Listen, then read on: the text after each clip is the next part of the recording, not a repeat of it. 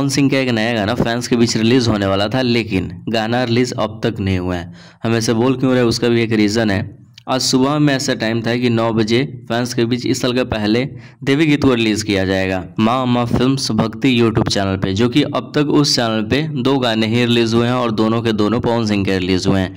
ये गाना तीसरा और इस साल का पहला गाना था, लेकिन अब तक गाने रिलीज नहीं हुए। जब हम वीडियो को बना रहे हैं तो 9:07 हो चुके हैं, यानी पूरे के पूरे 7 मिनट बीत चुका है, फिर भी गाना रिलीज नहीं हुआ। रीजन जानते हैं इस वीडियो में, उससे पहले चैनल को सब्सक्राइब जरूर कर ले। कोई अपडेट चाहिए इंस्टाग्राम पे मैसेज जरूर करें, वीडियो को डिस्क्रिप्शन में इंस्टाग्राम का लिंक है। तो देखिए पूरा मैटर ऐसा है। आज से ठीक 4 दिन पहले पवन सिंह एक इवेंट होता है। इवेंट के दौरान पवन सिंह बोलते हैं कि मेरा गाना कल या परसों फैंस के बीच रिलीज कर दिया जाएगा और पोस्टर ऑफिशियली आईडी से शेयर कर दिया जाता है। लेकिन यहाँ पे भी एक ट्विस्ट होता है, कमिंग सून का पोस्टर होता है। कमिंग सून इस वजह से डाला जाता है जब कोई फिक्स टाइम नहीं हो।